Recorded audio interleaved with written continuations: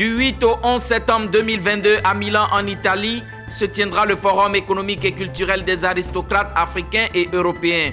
En prélude à cet événement, Sa Majesté Tifizier Gervais a nommé 2 chanceliers et un ambassadeur. Ils ont pour rôle de contribuer à la réussite de ce rendez-vous. La Fédération ivoirienne de football, FIF, a un nouveau patron. On l'appelle Idriss Yassine Diallo. C'est lui qui conduira pour les 4 prochaines années la destinée du football ivoirien. Et puis dans cette édition, nous recevrons un invité, Maître Bertin Zéhouri. Avec lui, nous parlerons des dernières présidentielles françaises, avec à l'arrivée Emmanuel Macron qui rempile pour un second mandat. Bienvenue à tous, nous revenons dans un instant pour les détails. Très heureux de vous retrouver pour le journal sur Business 24 Africa.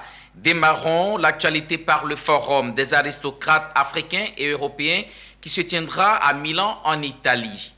Il est un forum économique et culturel qui se tiendra du 8 au 11 septembre 2022 à Milan. En prélude à cet événement, Sa Majesté Tifizier Gervais a nommé 2 chanceliers et un ambassadeur, tous membres du comité d'organisation. Leur rôle, contribuer à la réussite de ce rendez-vous. Suivons les explications de Konena Norgo et Ismaël Doza. Ils sont 2 chanceliers et une ambassadrice nommés ce jour par Sa Majesté Tifizier Gervais pour l'organisation du Forum économique et culturel des aristocrates africains et européens prévu du 8 au 11 septembre 2022 à Milan, en Italie. Il s'agit de Yves Le Gold, nommé chancelier du Forum au Canada, Inès Bipé, ambassadrice du Forum au Canada, et George Williams, lui aussi nommé chancelier. Ces 3 personnalités auront pour tâche la mobilisation des ressources financières et la mise à disposition d'un système de paiement électronique. Autant d'actions qui visent à faciliter le séjour des rois et chefs traditionnels durant ce forum. Le forum est une excellente initiative. C'est une des premières initiatives où l'aristocratie, la noblesse européenne, va rencontrer la noblesse africaine sur un même pied d'égalité. Nous aurons beaucoup de pain sur la planche dans les mois à venir pour mettre en branle les chantiers du forum et s'assurer que ce soit un grand événement. Il est temps que nos dignitaires africains se mettent au même pied d'égalité que les dignitaires européens ou les dignitaires à travers le monde.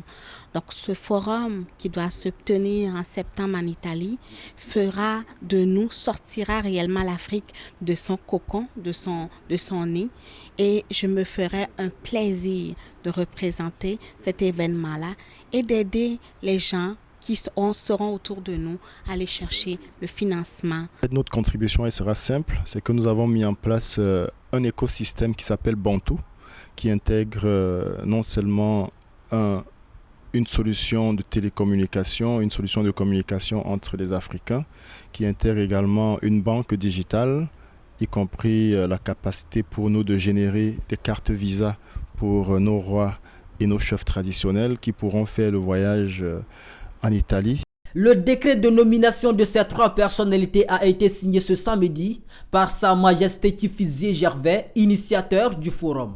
Qui vient du Canada et qui est très impliqué dans les levées de fonds et qui a un accord avec mon fils pour que les cartes soient pleines pour aider les rois à avoir leur autonomie, les rois à avoir leur indépendance, les rois à reprendre leur place dans la société. Après leur nomination, ces 3 personnalités devront travailler chacune de son côté pour la réussite de ce forum. La Côte d'Ivoire n'est pas restée en marge de la célébration de la Journée mondiale des loisirs. Le week-end dernier, la Direction générale des loisirs a initié cette célébration. C'était une journée au cours de laquelle plusieurs centaines de personnes se sont rendues au parc national du Banco. Elles ont participé à des jeux, à des randonnées pédestres, au cyclisme, au sport et autres activités ludiques en présence de Siandou Fofana. Elle était une immersion dans le parc national du Banco, cette première édition de la célébration de la Journée mondiale des loisirs. En pleine forêt, seconde du genre sur le plan mondial après la forêt de Rio de Janeiro, la forêt du Banco a permis aux Abidjanais d'assister à une double randonnée pédestre et en VTT vélo tout-terrain, à la rencontre de nouvelles cultures, de shopping souvenirs, d'animation culturelle et artistique, cinéma à ciel ouvert, de peinture, de sport et divers jeux.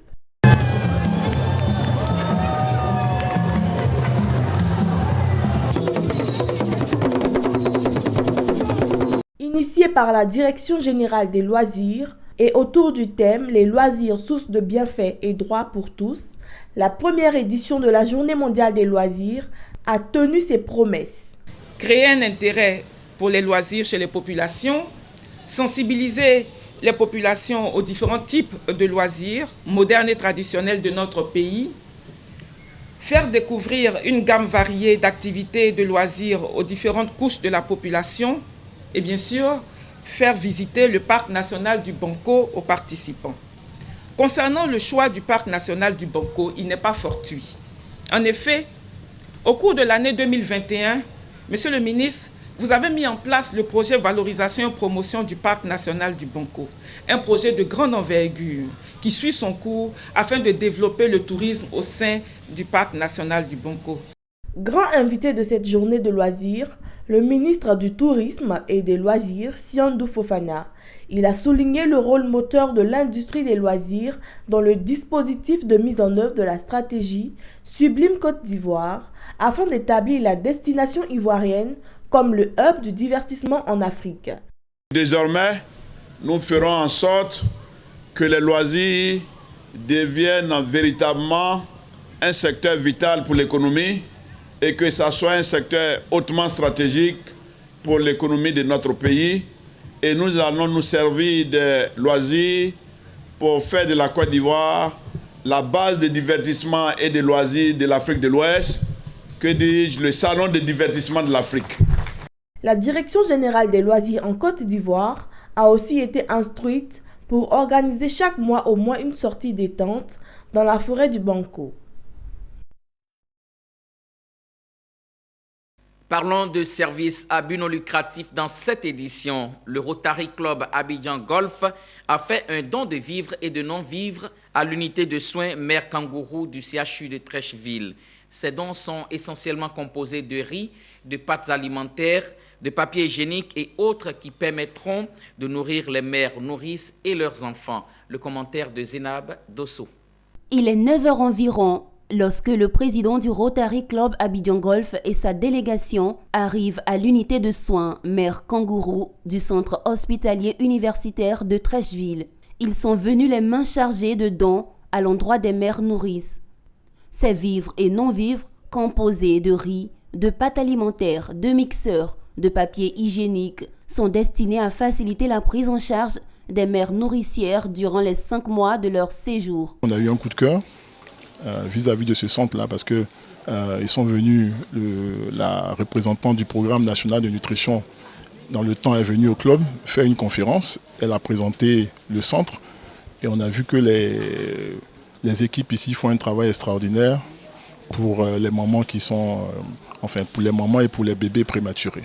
Donc quand on a vu ça, ça nous a touchés et on a inscrit l'action de notre club, l'action de don au centre dans notre plan stratégique. Donc en principe, jusqu'en 2024, nous interviendrons ici. Nous servons pour changer des vies et nous servons surtout les populations les plus vulnérables et puis les plus fragiles.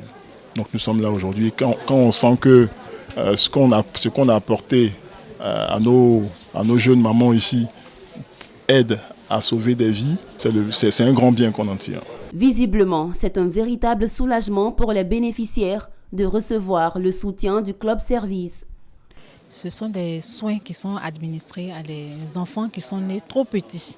Il peut être à terme comme prématuré, mais il est trop petit. Généralement, le poids est inférieur à 2,5 kg. Donc, ce sont des enfants, des soins qu'on donne à ces enfants qui n'ont pas de problème de respiration. Ils ne sont pas malades. Leur seul souci, c'est qu'ils sont trop petits. Ces dons vont changer vraiment beaucoup de choses. La particularité de ce centre, c'est que nous hospitalisons et la mère et l'enfant. Vraiment, je suis touchée avec tous ces dons. Et moi, en tant que chef du village, je leur dis merci beaucoup. Le Rotary Club Abidjan Golf est un club service qui a pour but de servir l'intérêt général et faire progresser l'entente et la paix dans le monde. Il fait partie des 35 221 clubs du Rotary International. Le Rotary Club Abidjan Golf n'est pas sa première action caritative. L'année précédente, le club a également fait dons de vivres et de non-vivres qui ont permis à ces unités de prendre en charge 120 mères. Recevons maintenant l'invité de la rédaction.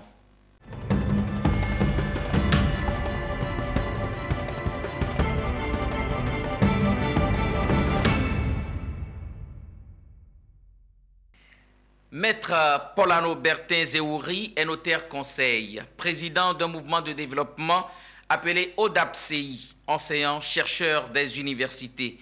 Il est également observateur averti de la vie politique et c'est à ce titre qu'il est là.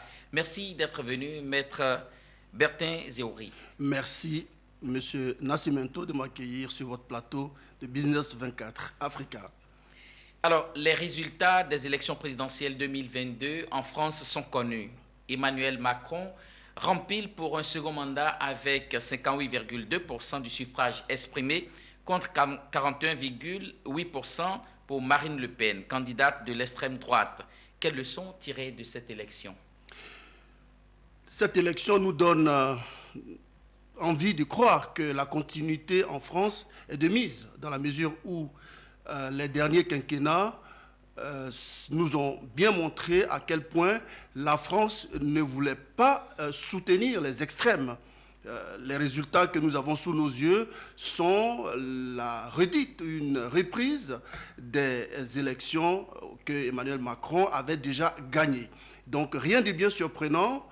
Marine Le Pen a mis beaucoup de modernité dans son mouvement politique, essayant parfois de le détacher de l'idéologie puriste de l'extrême droite.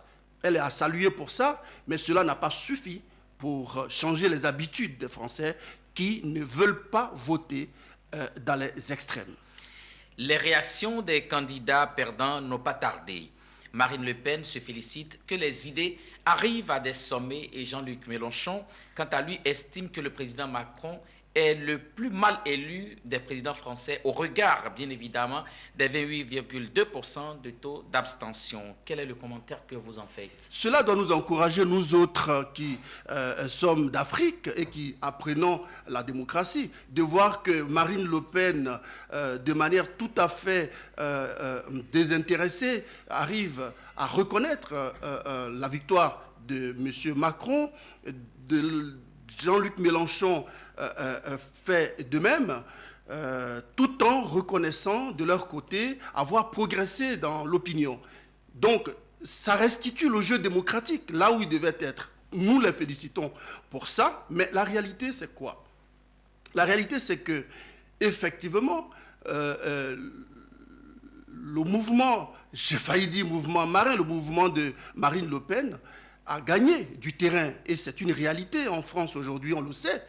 N'eût été, si vous voulez, la déperdition des voix entre Éric Zemmour et d'autres leaders de la droite extrême, n'eût été l'apport que Marion Le Pen a apporté à Éric Zemmour, alors même qu'elle aurait pu donner cet appui à sa sœur, n'eût été tous ces éléments, mais n'eût été aussi à l'extrême gauche.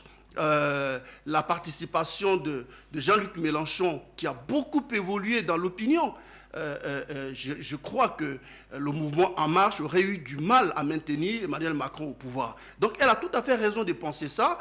Et la phase 3 des élections, qui est celle des législatives qui arrivent, va naturellement nous montrer à quel point elle a raison d'être optimiste.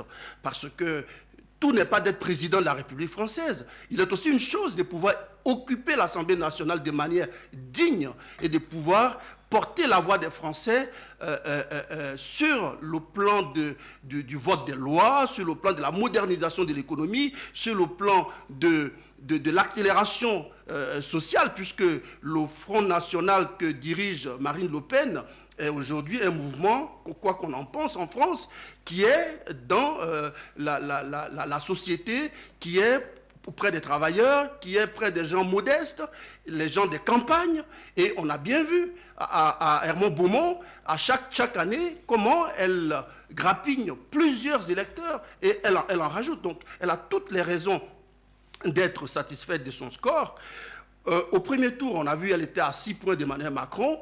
C'est vrai, l'écart s'est un peu accéléré, mais quoi qu'il en soit, les deux sont, j'allais presque dire coude à coude, parce que les appuis qu'ont reçus Emmanuel Macron auraient été donnés à Marine Le Pen, qu'elle aurait gagné haut les mains. Jean-Luc Mélenchon, de son côté, pareil, avec le mouvement des Insoumis, a, dans l'OTAN, dans l'histoire, refusé de suivre la gauche traditionnelle. Et il a maintenu le cap de son engagement en ne voulant pas, si vous voulez, répandre les thématiques de la gauche traditionnelle, en voulant moderniser, en allant plus à gauche de la gauche. Et aujourd'hui, il voit bien que son idéologie, ses pensées sont entendues dans la société, dans l'opinion, et ça lui fait gagner des points. Il a raison d'être satisfait. Et on verra bien l'Assemblée nationale, comment elle sera recomposée dans les prochains jours.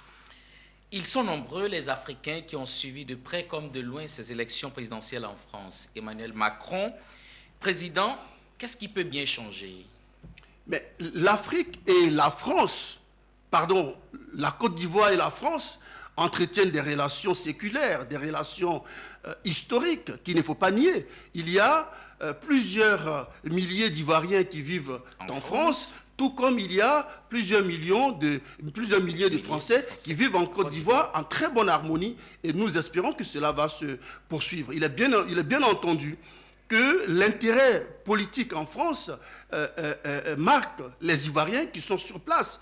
Pour certains étant de double nationalité, donc votant, pour d'autres étant donc des appuis à la démocratie d'une certaine façon, puisqu'ils participent à l'économie, ceux-là, ils ont le droit d'attendre beaucoup du président français. Quant aux autres qui ne vivent pas en France, c'est-à-dire qui vivent en Afrique, honnêtement, nous attendons de la France une coopération naturellement amicale, une coopération naturellement du grand frère qui nous a précédés sur le chemin de la démocratie. Nous attendons de la France un apport technologique, un apport, j'allais dire, financier, s'il le faut, un apport en matière de démocratie. Voilà ce qu'on attend de la France. On ne peut pas attendre plus de l'élection d'Emmanuel Macron que peuvent en attendre les Français eux-mêmes. Ça n'a pas de sens. Au même moment, il faudra maintenant que les pays africains tirent des leçons de ces élections. Nous allons tirer des leçons de ces élections, notamment sur le terrain de la démocratie comme étant un jeu de société où les acteurs apparaissent, font valoir leurs idées. Et c'est sur le terrain des idées qu'ils demandent au peuple de les suivre. Il faut que cet exemple nous pénètre en Afrique pour que lorsqu'on gagne une élection, on l'ait gagnée parce qu'on a pu imposer sa vision. Emmanuel Macron, dès qu'il entre au Parti socialiste en tant que ministre de l'économie et des finances, il se démarque tout de suite par sa rapidité à agir, par sa capacité à tenir Bercy, et aussitôt, il n'est pas compris. À partir de là, il négocie une sortie, et en négociant sa sortie, il impose une certaine idéologie que les gens n'arrivent pas souvent à comprendre. Mais c'en est une idéologie centrale, idéologie libérale, idéologie démocratique, qui lui a permis de rogner à gauche, à droite, je dirais même de faire disparaître la gauche et la droite, et de pouvoir s'imposer. Lorsqu'on s'impose de cette façon, bien entendu, cela doit inspirer l'Afrique pour qu'on quitte les protectorat des âges, qu'on quitte les idées qui nous maintiennent dans des régressions à n'en pas finir. Un parti politique, ce n'est pas l'âge de celui qui dirige le parti qui compte, c'est les idées. Et donc, si l'élection française d'aujourd'hui peut nous apporter des leçons, ce sont les leçons d'un Emmanuel Macron, jeune, certes, mais qui se bat en Ukraine pour être l'un des interlocuteurs privilégiés sur le plan international. C'est un Emmanuel Macron qui se bat sur le terrain social pour lutter contre le Covid-19 à tout vent. C'est un jeune qui se bat sur le terrain du social en France métropolitaine, en France hors métropolitaine, où face aux gilets jaunes et à tous les fléaux sociaux, il arrive à trouver la formule pour que les Français se retrouvent dans leur pays. Et donc, cette leçon, nous devons la copier, elle doit nous inspirer. En Côte d'Ivoire, nous devons cesser de nous prendre pour des gens en retard. Nous avons fait les mêmes écoles qu'Emmanuel Macron, Jean-Luc Mélenchon, Marine Le Pen. Nous avons fait quasiment les mêmes formations. On se connaît. Il est temps que nous puissions aussi être écoutés. En Côte d'Ivoire, quand on a 50 ans, on est toujours jeune. On milite toujours à la CNJCI. On n'est toujours pas écouté. On n'est toujours pas accepté comme étant un acteur crédible. Cela doit cesser.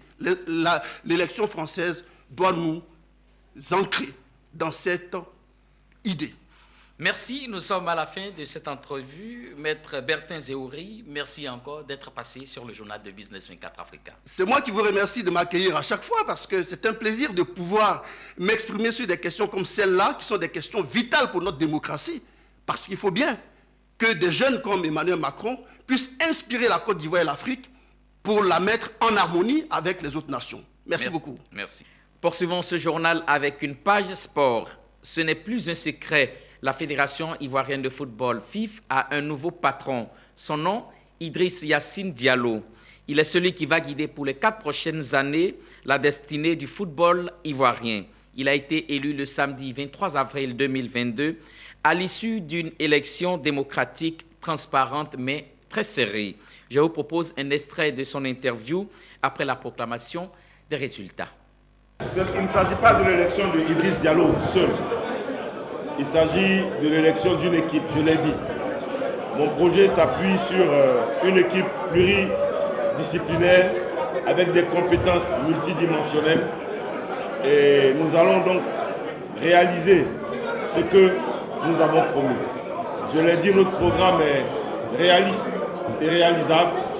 Et nous allons nous atteler à respecter les engagements que nous avons pris devant nos électeurs. C'était des propos recueillis par Diane Kablankan et Charles Kouakou. Continuons toujours avec l'élection du président de la FIF.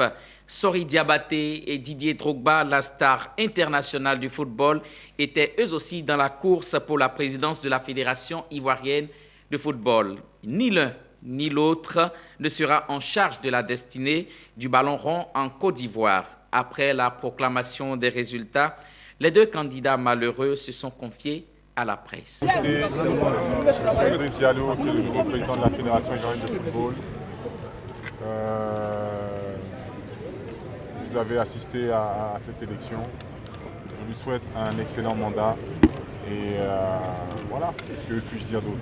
De quelle leçon tirez-vous de cette élection? On a un nouveau président de la Fédération ivoirienne de football. Et ça depuis un moment. Et souhaitons-lui bonne chance et accompagnons-nous dans sa tâche. On a transmis des messages aux acteurs du football. On a transmis un plan. Et malheureusement, on n'a pas été entendu par la majorité. On perd de 2 voix. Je pense que ce qui est important aujourd'hui, c'est de féliciter les vainqueurs. Féliciter Idriss Diallo et toute son équipe et souhaiter à Idriss Diallo et à tout son comité exécutif plein succès. Tout autre chose à présent, Mamadou Ouattara, maire de la commune de Diawala, a organisé dans la soirée du vendredi 22 avril une rupture collective du jeûne de Ramadan à l'endroit des ressortissants de sa localité résidant à Abidjan. Objectif, renforcer la cohésion sociale et la fraternité entre les populations à travers ce moment de partage et de spiritualité. Les détails avec Walter Kofi et Ezekiel Seri. C'est déjà le dernier carré du jeûne de Ramadan et le partage est recommandé pendant ce mois saint pour être en conformité avec les recommandations islamiques. Ici à Angré Maou, un des quartiers de la ville d'Abidjan, il est 18h passé de 20 minutes et les fidèles musulmans s'apprêtent à rompre le jeûne. Au menu, des entrées, des beignets, du lait et des jus de fruits pour reprendre des forces avant de procéder à la première prière, celle du Maghrib ou encore la prière du coucher du soleil. Cette rupture collective est une initiative de Mamadou Ouattara, maire de Diawala, une commune située dans le nord de la Côte d'Ivoire. Le maire Mamadou Ouattara a tenu à venir soutenir les fidèles musulmans ressortissants de Diawala et des villages alentours résidant dans la capitale économique.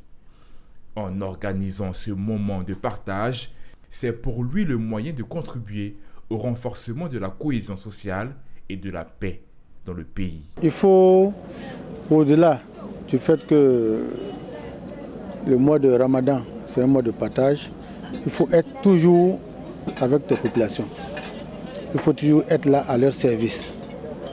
Donc c'est pour cela que nous avons jugé indispensable, opportun d'organiser cette rupture collective afin de partager un repas avec nos différentes populations. Je tiens à dire que, comme je l'ai dit, c'est un mois béni. Et à l'occasion de ce mois béni, on dit aux fidèles, surtout à nos imams, de continuer de prier pour la paix en Côte d'Ivoire, la cohésion sociale qui va déboucher certainement sur le développement de la Côte d'Ivoire. Notons qu'avant cette première édition à Abidjan, le maire Mamadou Ouattara est à l'initiative d'une rupture collective du jeûne à Diawala lors de la deuxième semaine du mois d'avril, où les populations ont pu partager un moment de convivialité et de fraternité. Loin d'Abidjan, les femmes du village de Motiamo, localité située à quelques encablures de la commune de Bondoukou, ont désormais un marché propice, adéquat pour la commercialisation de leurs produits. Elles ont reçu les clés de leur nouvel espace commercial ce week-end. C'est un don de la JBC, entendez Jeunesse Consciente de Bondoukou. Suivant le compte-rendu de Anissé Kwadio, notre correspondant à Bondoukou. Elles sont toutes heureuses, les femmes du village de Motiamo, localité située dans la commune de Bondoukou. La raison, elles viennent de recevoir un marché flambant neuf, offert gracieusement par l'un de leurs fils, en la personne de Anzoumana Ouattara, président de la jeunesse consciente de Bondoukou, qui procède ainsi à son inauguration officielle. En plus de ce marché, afin de permettre à ces femmes battantes d'écouler leurs produits sur les différents marchés, elles ont reçu également de la part de leurs généreux donateurs un tricycle qui leur permettra de pouvoir écouler leurs produits aisément. Je tiens sincèrement à vous dire merci les mamans pour votre courage, pour votre sens d'union, pour votre sens de bravoure et aussi d'altruisme, parce que grâce à vous, nous sommes ce que nous sommes. Les femmes, ne pouvant donc contenir leur joie, ont dansé et chanté pour laisser éclater ce bonheur qui les anime et ont tenu à exprimer leur gratitude à leur fils Ouattara Anzoumana qui, à travers ce geste, contribue à leur bonheur total. Monsieur Anzoumana, tes mamans de Motiamo me chargent de vous dire merci pour tout ce que vous faites pour les femmes de ce village. Le marché que nous célébrons aujourd'hui, vos machines ont dégagé ce site et le résultat est là. Encore merci. Les fils et les filles de la mutuelle et les jeunes du village ont salué cette action du président de la jeunesse consciente de Bondoukou qui représente pour eux un soulagement total. Nous ne pouvons que vous dire infiniment merci. Que Dieu vous le rende au centuple. La population de Motiamo vous en est reconnaissante. Le chef, les guides religieux, la jeunesse, toute la population vous dit merci. En marge de cette cérémonie, le président de la jeunesse consciente de Bondoukou a fait don de 10 tonnes de ciment pour la construction du logement de l'infirmier et également contribué à aider la communauté musulmane dans ce mois pieux de Ramadan en leur faisant don de sucre de riz. C'est ici que s'arrête cette édition proposée par l'ensemble de la rédaction. Merci de l'avoir suivi. L'information se poursuit sur Business 24 Africa, la télé utile.